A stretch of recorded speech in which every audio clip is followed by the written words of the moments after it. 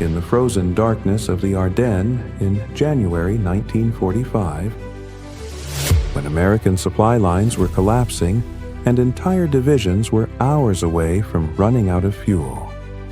One man, working under a canvas tarp, did something no manual ever taught and no officer ever ordered.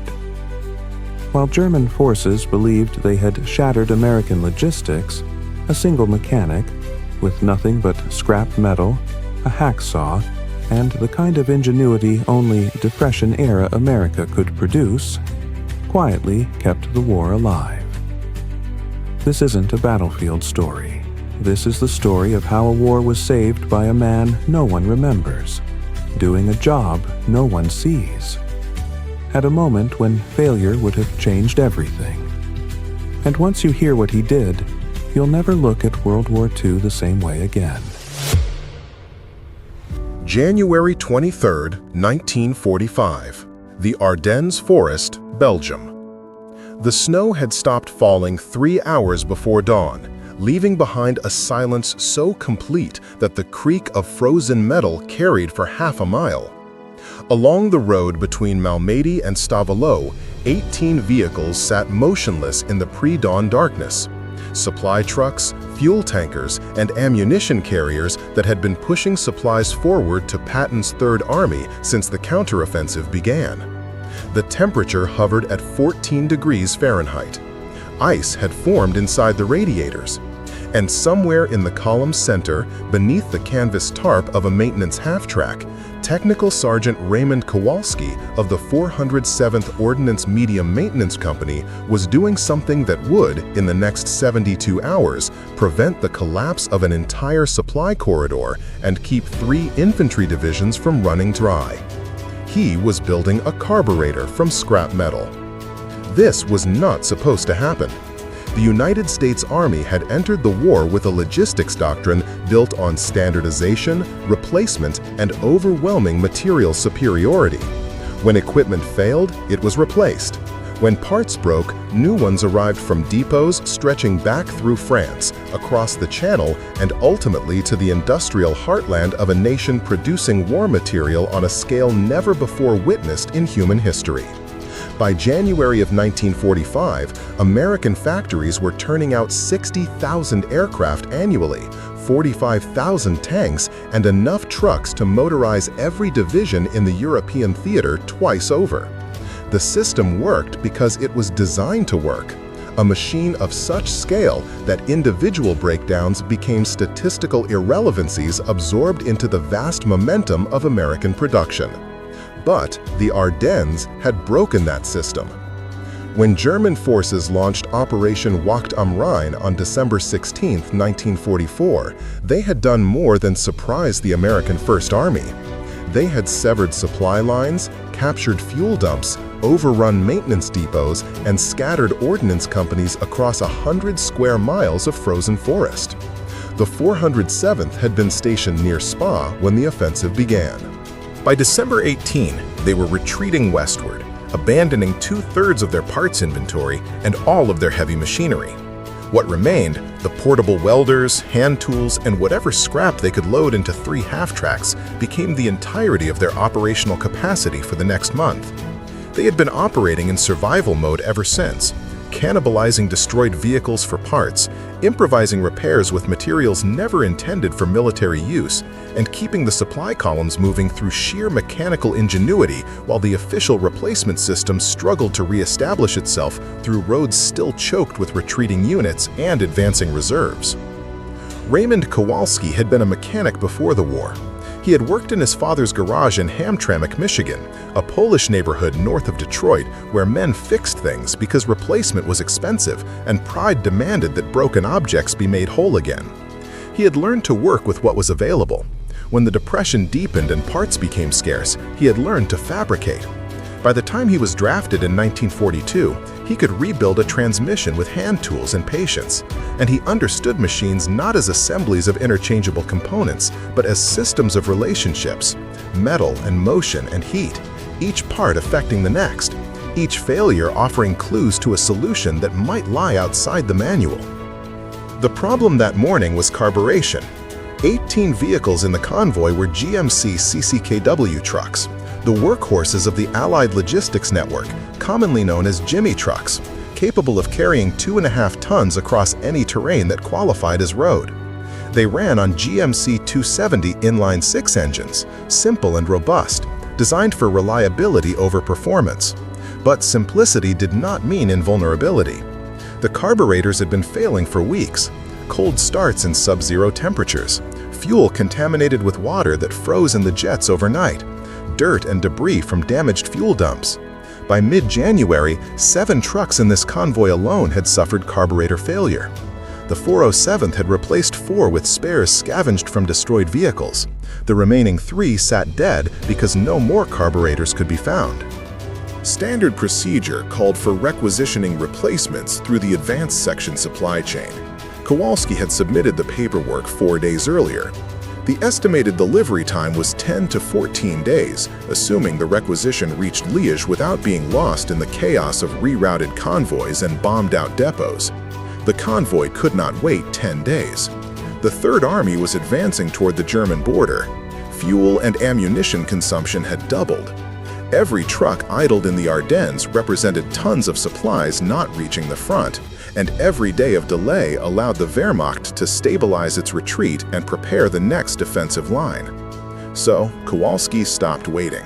He began in the wreckage field outside Stavelot, where the German 1st SS Panzer Division had abandoned 24 vehicles during their withdrawal on December 20. Most had been burned. Some had been stripped by other American units scavenging for parts. But among the hulks, Kowalski found a Kübelwagen, the German equivalent of a Jeep, powered by an air-cooled Volkswagen engine. The carburetor was intact. It was the wrong size, the wrong configuration, used German metric threading, and designed for an engine with half the displacement of the GMC 270. It was, by every technical standard, incompatible. Kowalski took it anyway. Back at the half-track, he disassembled the German carburetor and studied its components under a kerosene lamp. The principles were identical: air and fuel mixed in precise ratios, controlled by jets and floats and venturi effects that had not changed since the invention of the internal combustion engine. What differed were the measurements. The throat diameter was too narrow, the float chamber too small. The mounting flange configured for bolts spaced 40 millimeters apart instead of the GMC's standard 2-inch pattern. But the brass jets were salvageable. The throttle plate could be resized, and Kowalski had metal. He had acquired the metal 3 weeks earlier from a destroyed American half-track, cutting away sections of the chassis with a hacksaw because the portable torch had run out of acetylene. The steel was mild, workable, not ideal for precision machining, but sufficient for structural brackets. He had brass fittings taken from a plumbing supply dump in Malmedy, requisitioned without paperwork during the evacuation because paperwork had ceased to matter when the Germans were 5 miles away. He had a hand drill, files of various grades, a small anvil, and a ball-peen hammer. He had no lathe, no milling machine, no precision measuring instruments beyond a battered caliper missing its depth gauge. He had time, skill, and necessity. The work took 16 hours. He began by fabricating a new mounting flange from sheet steel, drilling holes to match the GMC intake manifold, and tapping threads by hand with a die set salvaged from the ruins of the 407th's original workshop. The threads were imperfect. They would hold. He machined a new throttle shaft from a salvaged bolt, filing it down until it turned smoothly inside the carburetor body, then drilling a cross hole for the throttle plate using a hand drill braced against his knee. The plate itself came from the side panel of a ration tin, cut and filed until it fit the throat diameter with less than a millimeter of clearance.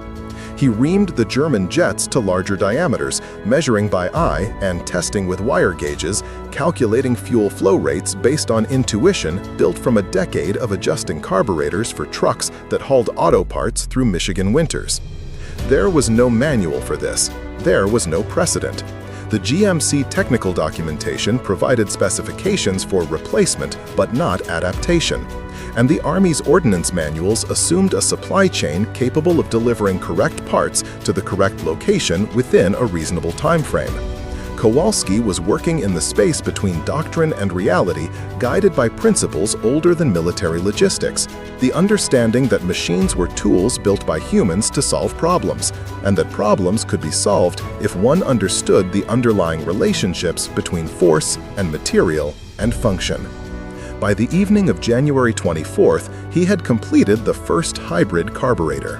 It looked like no carburetor ever produced by any manufacturer. German body, American throttle, improvised flange, modified jets held together by brazing and threaded fittings, and the kind of meticulous hand fitting that had disappeared from American industry with the rise of mass production. He installed it on one of the dead trucks, primed the fuel line, and cranked the starter. The engine caught on the second rotation. It ran rough for 30 seconds as fuel distribution stabilized, then smoothed into the steady idle characteristic of the GMC 270. Kowalski adjusted the mixture screw, listened to the engine response, adjusted again. After 10 minutes, he put the truck under load, driving it in circles around the frozen field while listening for misfires or hesitation. There were none. The carburetor held. The engine delivered power. The truck was operational. He built 2 more over the next 48 hours. The convoy departed Stavelot on January 27, all 18 vehicles running, carrying 40 tons of artillery shells and 12,000 gallons of fuel destined for the 90th Infantry Division near St. Vif. They arrived on schedule. The shells were distributed to field artillery battalions supporting the advance toward the Siegfried Line. The fuel went to tank destroyers and armored reconnaissance units probing German defensive positions. None of the 3 repaired trucks experienced carburetor failure during the trip. One remained in service until March, when it was finally rotated back to a rear echelon depot for standard maintenance.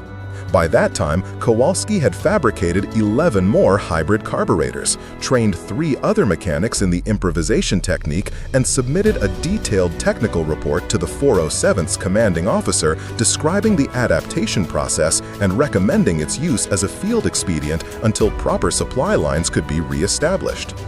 The report was filed and forgotten. No commendation was issued. Kowalski received no recognition beyond a brief mention in the company's daily log.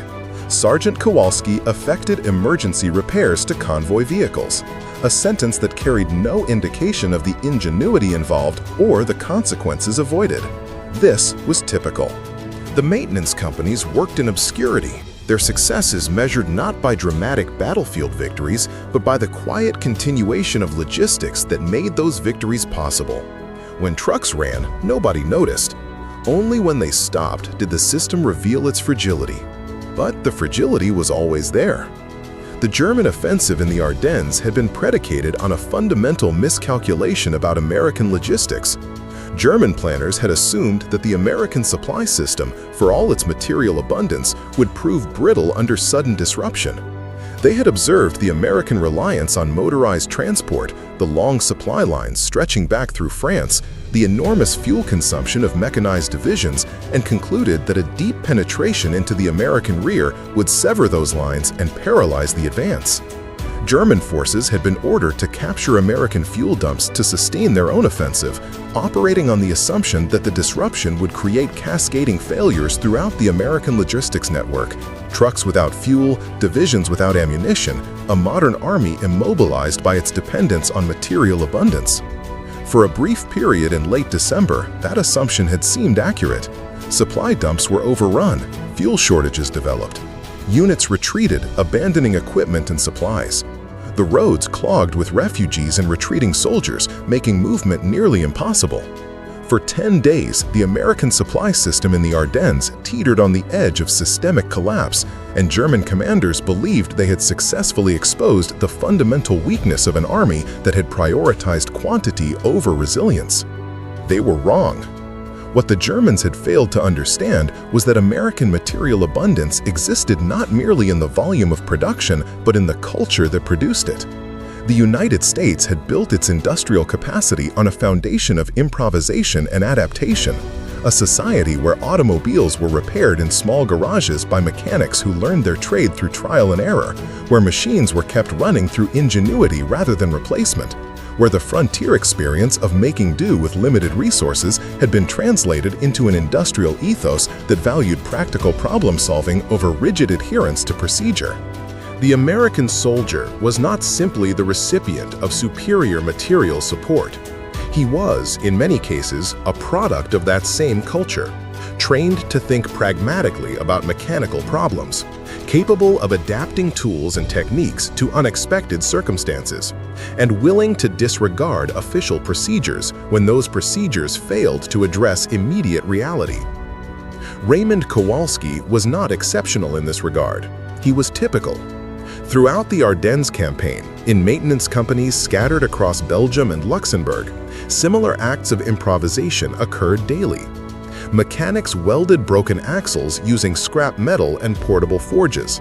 They repaired damaged transmissions by swapping gears between incompatible models. They kept generators running by winding new armatures from salvaged wire. They fabricated fan belts from strips of canvas and industrial adhesive. They rebuilt electrical systems using parts scavenged from destroyed vehicles, mixing American and British and captured German components into hybrid assemblies that violated every standardization protocol, but functioned reliably enough to keep the supply columns moving. These repairs were rarely documented in detail. They appeared in maintenance logs as brief entries. Vehicle returned to service, without explanation of how service had been achieved or what obstacles had been overcome. This was the hidden strength of American logistics, not the factories or the supply ships or the vast stockpiles of equipment, but the men who kept that equipment functioning when the official system failed. The Germans had planned for material disruption. They had not planned for human adaptability. And in the frozen forests of the Ardennes, that adaptability became the difference between paralysis and continuation, between a shattered supply line and one that bent but did not break. The 407th Ordnance Medium Maintenance Company had entered the Ardennes with 83 vehicles and 214 men. By the end of January, they had lost 19 vehicles, suffered 42 casualties, 12 killed, 30 wounded, and operated continuously for 6 weeks without proper facilities, adequate parts inventory, or predictable supply support. During that period, they maintained operational readiness for over 400 vehicles spread across 3 divisions, conducted emergency repairs on more than 200 trucks and half-tracks, and fabricated replacement parts for equipment ranging from rifle bolts to tank tracks. Their work was invisible to the combat units they supported. It was invisible to the headquarters staffs planning operations dozens of miles behind the lines. It was invisible in the historical record, which recorded divisions and armies and the movement of front lines, but rarely acknowledged the mechanics who made that movement possible. Yet without them, the counteroffensive would have stalled. Patton's Third Army had relieved Bastogne on December 26, but relief meant only the opening of a narrow corridor through which supplies could reach the encircled garrison. The real battle was logistical, re-establishing supply lines through terrain where every road was contested, every bridge was damaged, and every fuel dump was a target for German artillery. The success of that battle depended on trucks, thousands of trucks moving constantly, carrying ammunition forward and wounded rearward, operating in temperatures cold enough to freeze diesel fuel and crack engine blocks, maintained by men working in open fields under tarps without heat or light or the proper tools, keeping the machines running because stopping was not an option. The carburetor that Kowalski fabricated from German scrap and American ingenuity was one small component in that vast effort. It kept 3 trucks running. Those trucks carried supplies that sustained 1 convoy. That convoy supported operations for 3 infantry divisions advancing toward the German border. The chain of causation was long and diffuse, impossible to trace with precision, but the outcome was measurable. By February 1945, American forces had pushed the Germans back to their starting positions and were preparing to cross into Germany itself. The offensive that was supposed to shatter American logistics had instead demonstrated its resilience. The supply system had been disrupted, stressed, nearly broken, but it had adapted, improvised, and continued functioning. This was not the narrative that German military doctrine had prepared for. German planning had been built on assumptions rooted in European experience, that modern industrial warfare required vast material stockpiles, but also rigid organizational structures, that armies functioned through hierarchical control and standardized procedures, that disruption of supply lines would create paralysis because individual soldiers lacked the initiative or training to adapt without orders. These assumptions had proven accurate in previous campaigns. Poland, France, the Low Countries all had possessed modern armies with mechanized equipment and organized logistics, and all had collapsed when their command structures were disrupted and their supply lines severed. The German theory of blitzkrieg was predicated on creating precisely that kind of systemic shock, overwhelming enemy forces not merely through tactical superiority, but through operational tempo that prevented recovery and adaptation. Against the Americans, that theory failed. It failed not because American material superiority was overwhelming, though it was, but because American soldiers did not wait for orders to solve problems. They did not wait for replacement parts to arrive through official channels. They did not halt operations because the manual specified a procedure that current circumstances made impossible. They improvised, they adapted, they took initiative at every level of command, from generals redesigning operational plans to sergeants rebuilding carburetors from scrap metal. And that initiative created a kind of resilience that German military theory had not anticipated and could not counter. There was a deeper irony in this. German ideology had long emphasized the superiority of will over material, the triumph of spirit and discipline over industrial production. Nazi propaganda had celebrated the German soldier as a warrior whose fighting quality would overcome any material disadvantage. Yet when the test came, when supply lines were disrupted and circumstances demanded improvisation, it was the German forces that proved brittle. German logistics had been designed for short, victorious campaigns. When those campaigns extended, when supplies ran low and equipment broke down, German units faltered. Tanks were abandoned for lack of fuel. Artillery fell silent for lack of shells. Divisions lost combat effectiveness not through casualties, but through the slow erosion of material readiness that no amount of fighting spirit could overcome. The Americans, by contrast, had entered the war with no illusions about the primacy of will. They understood the war as an industrial problem, a matter of production and logistics and the systematic application of material resources. But within that industrial framework, they had preserved a culture of individual initiative that made the system flexible rather than rigid. The American soldier was trained to follow procedures, but he was also trained, often through civilian experience rather than military instruction, to recognize when procedures failed and to find alternative solutions. He was part of a machine, but he was also a mechanic capable of repairing the machine when it broke down. This was the paradox that defined American military effectiveness in World War II. An army that was simultaneously the most industrialized fighting force in history and the most capable of functioning when industrial systems failed. An army that valued standardization and interchangeability, but also rewarded improvisation and adaptation. An army that operated through hierarchical command structures, but encouraged initiative at every level. The Germans had understood the material dimension of American power. They had not understood the human dimension. The fact that the men operating the machines were themselves products of a society that built its prosperity on mechanical ingenuity and practical problem-solving. Raymond Kowalski returned to Michigan in November 1945. He was discharged with the rank of technical sergeant, having served 3 years and 2 months, including 14 months in the European theater. He received no medals beyond the standard campaign ribbons issued to all veterans of the Ardennes and Rhineland campaigns.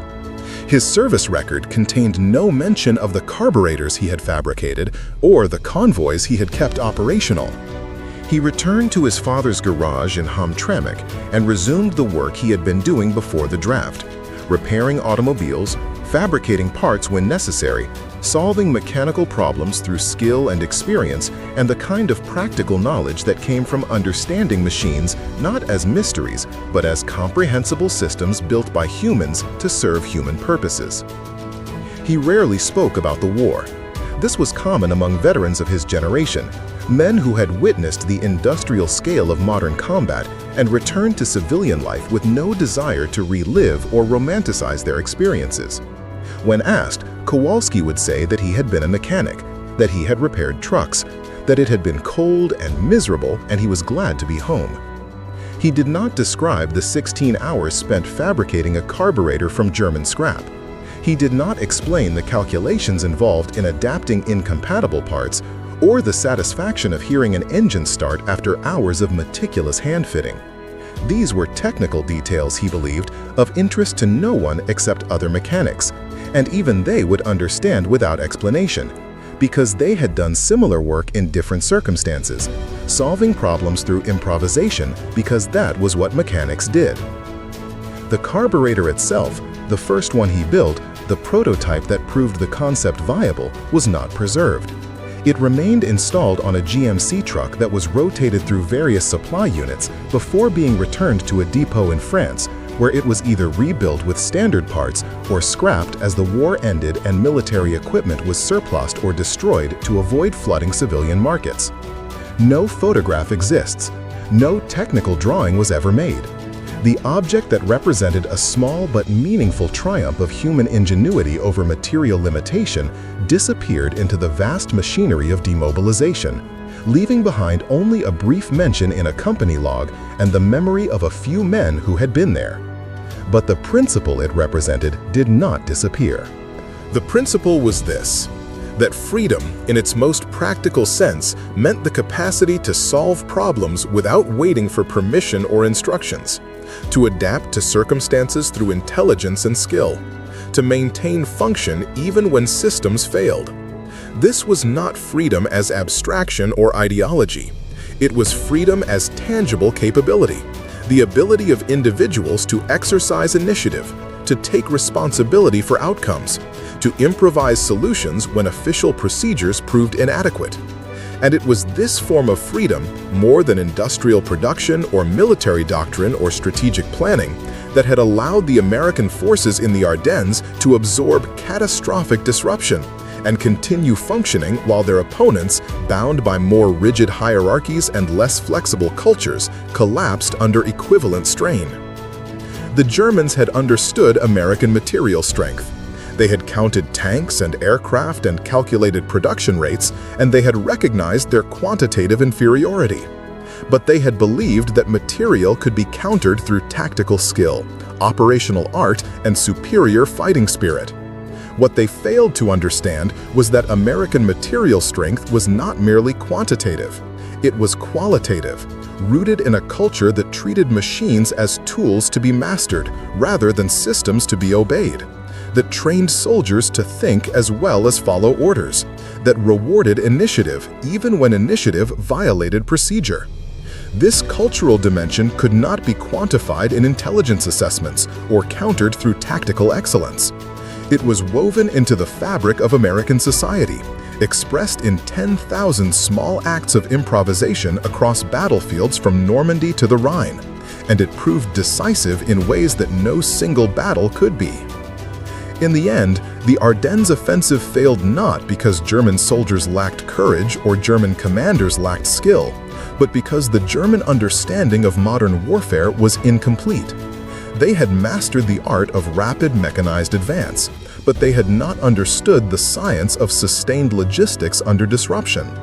They had celebrated willpower and fighting spirit, but they had not cultivated the practical problem-solving culture that allowed American forces to maintain effectiveness when plans failed and systems broke down.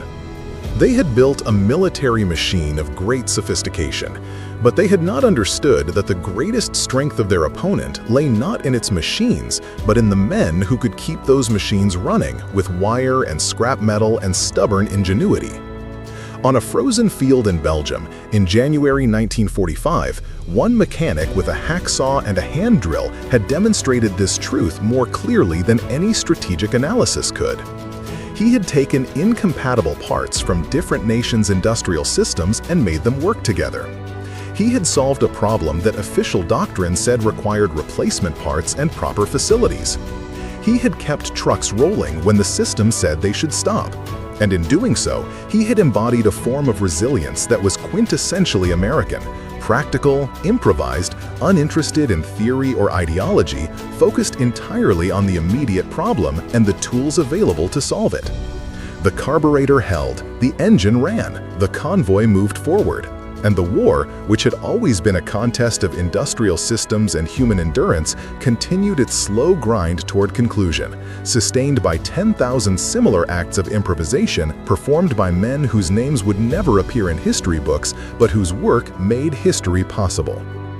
This was the truth hidden in the frozen forests of the Ardennes, in the maintenance half-tracks parked along muddy roads, in the hands of mechanics working by lamplight under canvas tarps. That victory was not determined by grand strategies or heroic charges, but by the quiet accumulation of small successes. Carburetors rebuilt, axles welded, engines coaxed back to life. That modern war was won not by those who planned most elegantly, but by those who adapted most effectively when plans failed. That freedom, in its most essential form, was measured not by political systems or national ideologies, but by the capacity of individuals to solve problems, to take initiative, to keep the machines running even when the manual said it could not be done. Raymond Kowalski understood none of this in grand terms. He knew only that trucks needed to run, that parts were unavailable, and that he possessed the skill to fabricate what could not requisitioned. He did his job. The trucks ran. That was sufficient. And in the vast accounting of the Second World War, in the balance between material and will, between system and improvisation, between rigid doctrine and flexible adaptation, that sufficiency became decisive. Not because one carburetor changed the outcome, but because 10,000 similar acts, performed by men across every maintenance company and supply unit and repair depot, sustained the momentum of advance when momentum should have collapsed. They kept the system functioning. They proved that American strength lay not only in what factories could produce, but in what soldiers could repair. And in doing so, they won a victory that was invisible, unglamorous, and absolutely essential. The victory of practical ingenuity over material limitation, of human adaptability over systemic failure, of the ordinary competence that, multiplied across 1 million small emergencies, became the foundation of strategic success. The snow returned that night, covering the field where Kowalski had tested his improvised carburetor, erasing the tire tracks and footprints, settling over the war with the kind of indifferent silence that followed all human struggles. The convoy moved forward. The front lines shifted. And somewhere in the darkness, another truck broke down, and another mechanic opened his toolbox, and the work continued without pause or recognition, as it always had and always would, for as long as machines broke and men possessed the skill to repair them.